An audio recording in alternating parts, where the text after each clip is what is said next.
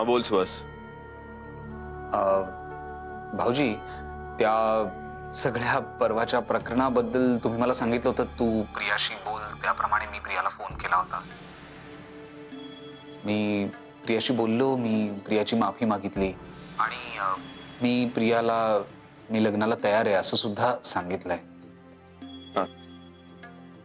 पण तिच्याकडून मला अद्याप होकार किंवा नकार काहीच तिने कळवलं नाहीये.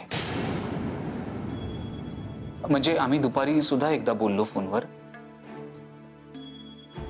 पण त्याबद्दल ती काहीच बोलली नाहीये. मी आता तुम्हाला अशासाठी फोन केलाय भाऊजी की तुम्ही प्लीज तिच्याशी एकदा बोलाल का, तिला समजवाल का प्लीज. म्हणजे घरातल्या इतर कुणाला ह्या प्रकरणाबद्दल काहीच कल्पना नाहीये म्हणून मग तुम्हीच हे करू शकता. भाऊजी please, means I know I am bothering you so much but please. बरं ठीक आहे, मी बोलेन तुझ्याशी. थँक्यू. बाय. Good night. काय म्हणाला माझा स्वीट हार्ट सुहास?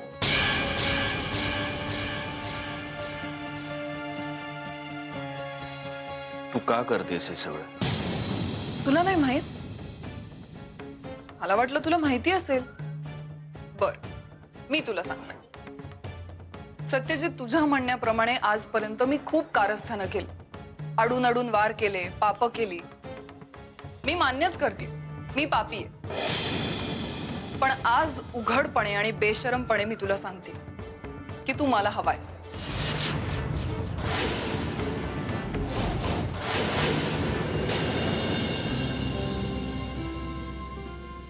शाले, काय करतेस ग? काही नाही, म्हटलं नेत्राला जरा मदत करावी.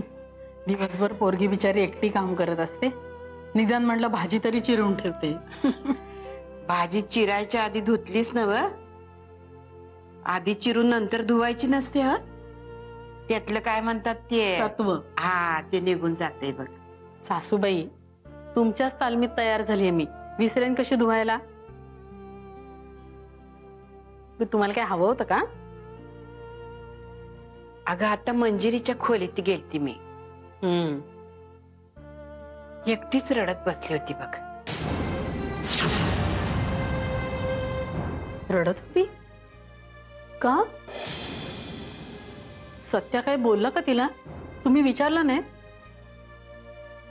नाही ग, सत्या काय बी बोलला नाही, पण एकटीच रडत होते. मी विचारलं तर म्हणली भविष्याचा विचार करते म्हणून.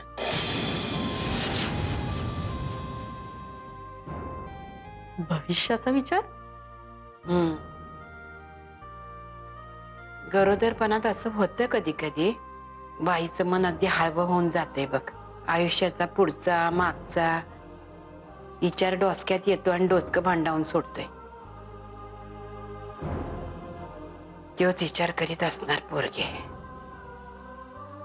अगं मला म्हणली माझं काही बरं वाईट झालं तर माझ्या बाळाची काळजी घे, त्याला जपा.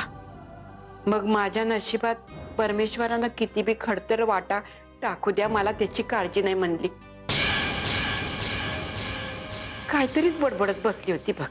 परमेश्वराने कितीही खडतर वाटा टाकू द्या असं म्हणाली?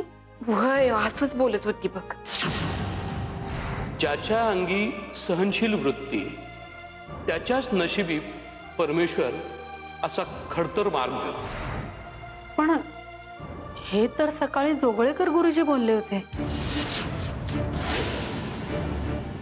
जोगळेकर गुरुजी? ते कशा पायी आले ते इथं? सकाळी आले होते, म्हणजे मी बोलवून घेतलं होतं त्यांना. अगं पण कशा पायी? अहो, म्हटलं सत्यजित आणि मंजिरीची पत्रिका दाखवून घेऊया म्हणून. अगं शाले, तू खुळी आहेस का? त्यासनी बोलवायची काय गरज होती? आता समजा सुरळीत चाललं होतं नव, म्हणूनच बोलवलं होतं. शाले, शानी शानी म्हणता म्हणता लयच छानपणा करायला लागलीस ग तू. हे तुझं चुकलंच बघ. मला नाही आवडलेलं, सांगून ठेवते. अगं मंजिरी मनानं किती भाबडी हाय, कोणावर बी विश्वास ठेवून मोकळी होती ती. आता तू गुरुजींना बोलविलंस, त्यांनी काय सांगितलं ते त्यांनी ऐकलं म्हणजे. तुमच्या सांगण्यावरून तरी असंच वाटतंय तिनं ऐकलं असावं. आता ते समज सोड, आता पुढे काय करणार आहेस? काय सुचत नाही हो मला, तुम्ही सांगा काय करू. हे बघ, आधी तिला समजावून सांग. समज तिला म्हणावं, ज्योतिषानं किती बी काही सांगितलं नवं तरी 100% त्याच्यावर विश्वास ठेवायचा नसतोय बघ. जे नशिबात घडायचं असतंय ते घडणारच. ते कुणी बी काय बी सांगितलं तरी बदलायचं नाही बघ. बरोबर आहे तुमचं. माझं समज बरोबरच आहे. जा तिला समजावून सांग. जा आता, काढ तिची समजून. मी करते भाजीचं काम.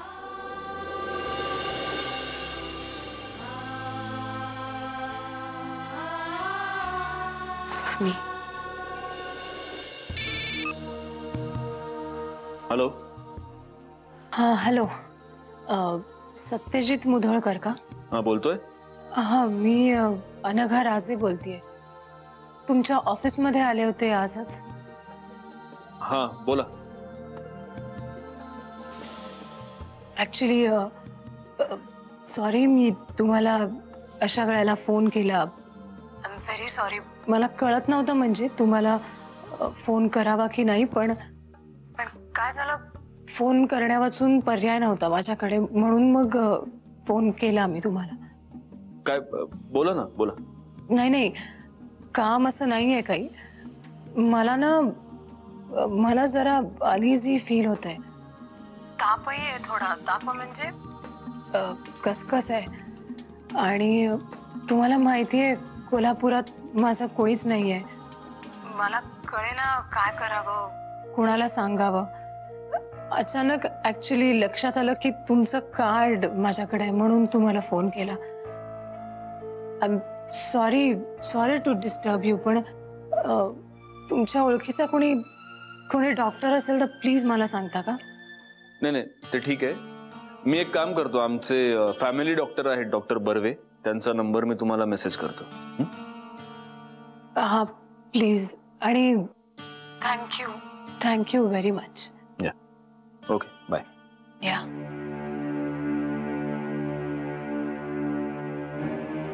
अहो नाही, फोन कुणाचा होता? तुम्ही डॉक्टर बर्वेंचं नाव घेतलं म्हणून विचारते. अगं नाही, त्या ओळखीच्या बाई आहेत कोल्हापुरात, नवीन एक डॉक्टरचा नंबर हवा होता. एनिवे मी आलो जरा. हो.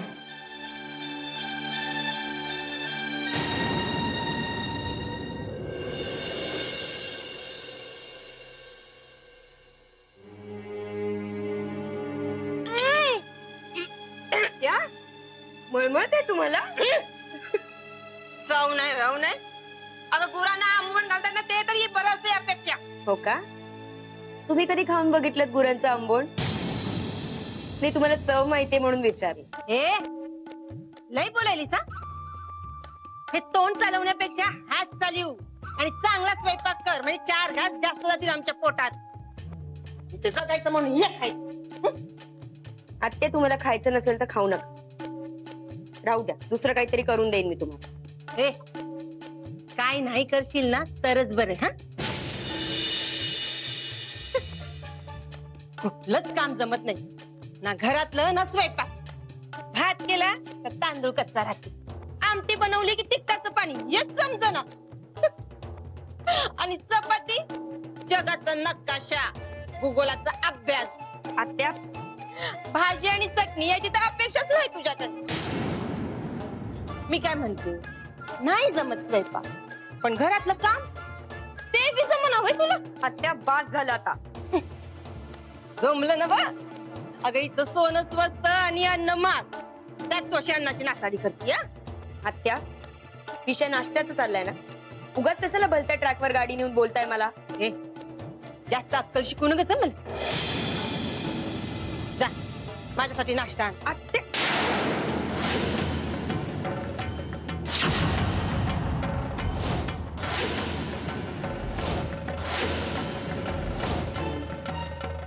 चारे ह्यो समजा काय प्रकार आहे? ताटली कशा पाय ढकलली? मला राग आला म्हणून. तुझा राग गेला खड्ड्यात. ही ताटली उचलायची आणि घरात जायचं. आहे यात माझी काय बी चूक नाही. तू तुझं अन्न बनवून खातीस ना म्हणून तुला कळत नाही. तर हे खाऊन बघ, अन्नावरची वासना उडल तुझी. अगं मी तर आता ढकललंय. खरं तर कचऱ्यातच नेऊन टाकायला पाहिजे होतं. कानपट फोडून तुझा. पुन्हा अन्नाला नाही म्हणायचं नाही. सकाळ संध्याकाळ दुपार आयत गिळायला गावते तर तुला मात चढला या. ती बिचारी समद्यांसाठी जमल तसं समन करती तर तू तिलाच बडाबडा बोलतीस वय ग.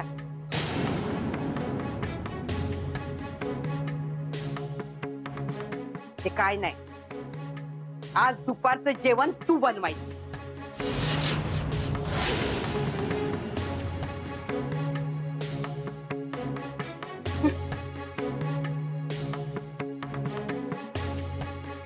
आहे मला जेवण बनवता नाही येत.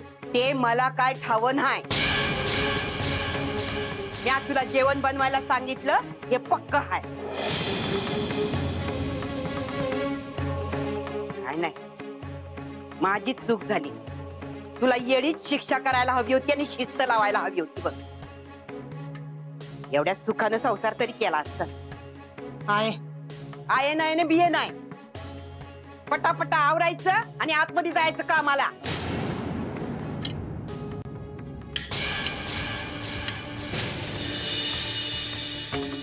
नाश्ता करते आणि मग जाते.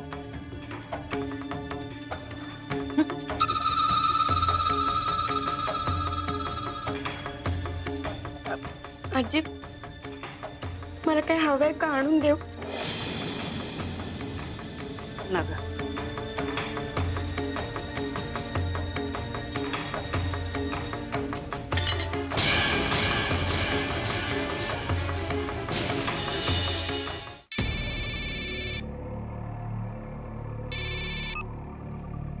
हॅलो, हॅलो, सत्यजित मुधोळकर का?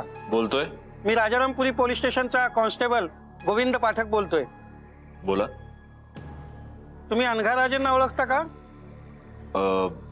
हो बोला. त्या सिटी हॉस्पिटलमध्ये आहेत. काल रात्री चक्कर येऊन त्या शाहू रोडवर पडल्या होत्या. त्यांचा फोन चेक केला तेव्हा लास्ट डायल केलेला नंबर तुमचा होता, म्हणून आम्ही तुम्हाला फोन केलाय. तुम्ही कोणी त्यांचे रिलेटिव्ह वगैरे आहात का? नाही, ऍक्च्युली त्या मला एका कामासंदर्भात त्या क्लायंट आहेत माझ्या. कुठल्या हॉस्पिटलमध्ये आहेत म्हणाल? City hospital. बर ठीक आहे, मी येतो.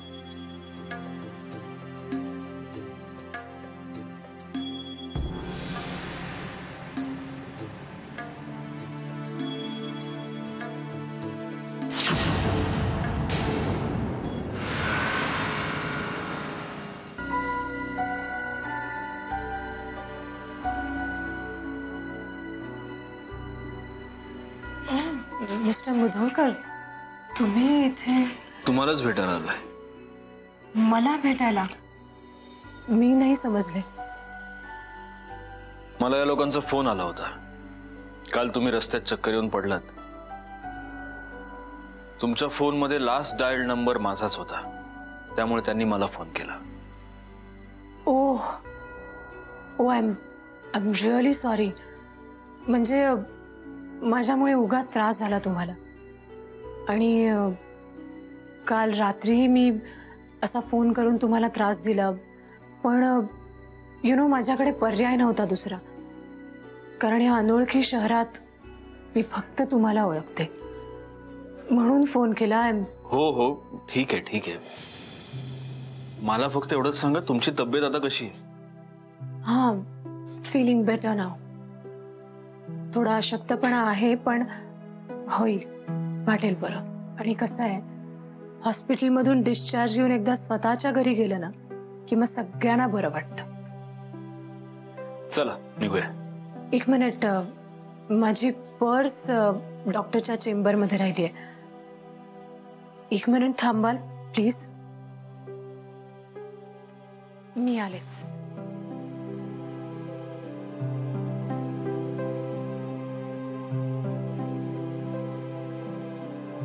एक्सक्यूज मी सर, हे तुमच्या मिसेसचे रिपोर्ट्स. अहो पण त्या मॅम तुमचे रिपोर्ट्स मी तुमच्या मिस्टरांकडे दिलेत. Take care. Thank you. I think त्यांचा गैरसमज झाला असावा. सॉरी. तुम्ही का सॉरी म्हणताय? कोणी काय समज करून घ्यावेत हे आपल्या कंट्रोलमध्ये कधीच नसतं.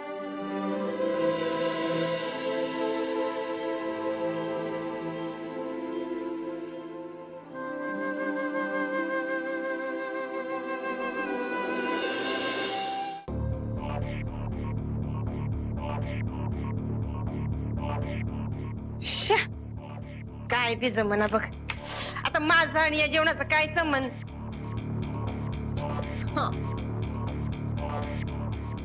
आईला बी कसं समजत नाही.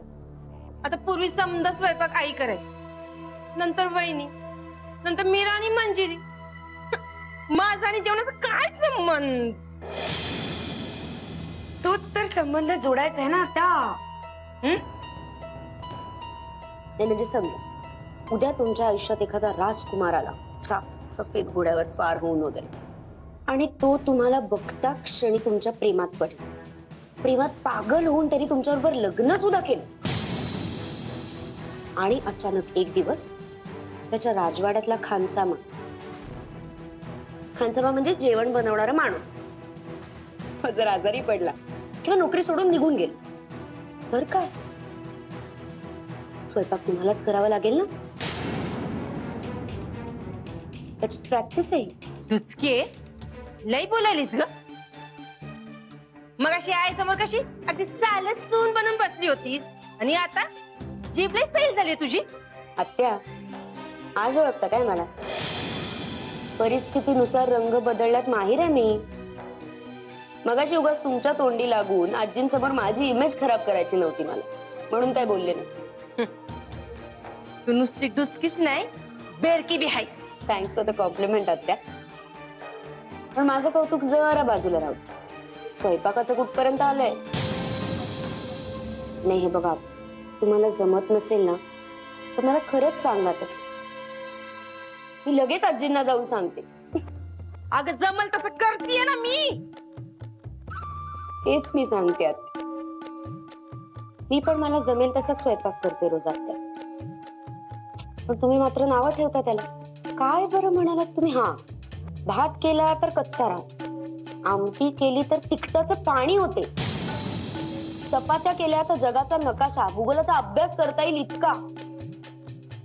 मग ते तुम्ही मळताय त्या कणकेला काय म्हणायचं? कणिक का दलदल?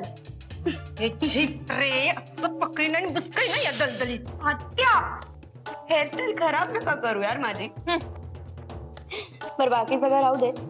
आपल्या मंजिरी वहिनींना भाताची पेज लाव जेवणाआधी अर्धा तास नेऊन द्या. मी फक्त पेज बनवून ठेवी, नेऊन देणार नाही. तू नेऊन दे. काय झालं सोना? आता आजीने सांगितलंय की नाही की दुपारचा सगळा स्वयंपाक आणि सगळी कामं तुम्ही करायची. मंजिरी वहिनींना पेज नेऊन देणं हे पण त्याच्यातच एक काम आहे. असं शाण्यासारखं वागायचं? तुझकी जास्त बोलायचं नाही आधीच सांगते मी. बरं मी नाही बोलत, पण पेज नेऊन द्या नक्की मंजिरी वहिनींना.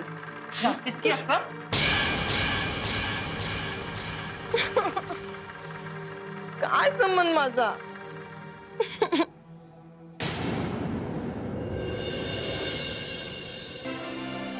अगं मंजिरी, काळजी करण्यासारखं काय नाहीये. नक्की ना? अगं हो. पण नेत्रा मला म्हणत होती की घरातून निघताना तुम्हाला कोणाचा तरी फोन आला होता आणि तुम्ही काहीतरी हॉस्पिटल संदर्भात बोलत होतात म्हणून. अगं काल त्या बाईंचा फोन नव्हता काल रात्री डॉक्टरचा नंबर विचारायला. त्यांना काल रात्री ऍडमिट केलं, त्यांना बघायला गेलो होतो. अच्छा, मग कशी आहे तब्येत त्यांची आता? आता ठीक आहे. आणि मंजिरी आता मी ऑफिसला पोहोचलोय, डोंगरा एवढी कामं समोर आहेत माझ्या. मी तुला नंतर करू का फोन? हा ठीक आहे चालेल, ठेवते फोन. बाय. हा बाय. काय रे सतीश, काय आलं? तू हॉस्पिटलला गेलेलास कशासाठी? अनघा राजेंना भेटायला. अनघा राजे? आणि त्यांना भेटायला हॉस्पिटलमध्ये का? म्हणजे त्यांनी तुला काही कामासाठी बोलवलं होतं का तिकडे? व्यंग, हॉस्पिटलमध्ये कोणी कामाचं बोलायला बोलवतं का? त्यांना काल रात्री ऍडमिट केलं होतं हॉस्पिटल. ऍडमिट? काय झालं काय नक्की? हो, काल रात्री म्हणे त्यांना ताप आला, डॉक्टरकडे जायला निघाल्या तर चक्कर येऊन रस्त्यातच पडल्या. कोणीतरी ऍडमिट केलं आणि पोलिसांनी मला फोन केला होता. जाऊन आलो सकाळी. व्यंग, ते काही असलं तरी आपण या बाईशी इथून पुढे कुठल्याही प्रकारचा संबंध ठेवणार नाही आहोत. कारण माझी अशी खात्री आहे की ही बाई फ्रॉड आहे. दादानं आपल्यासाठी सेट केलेला ट्रॅप आहे हा. त्यामुळे इथून पुढे आपला अनघा राजे नावाच्या या बाईशी कुठल्याही प्रकारचा संबंध असणार नाही.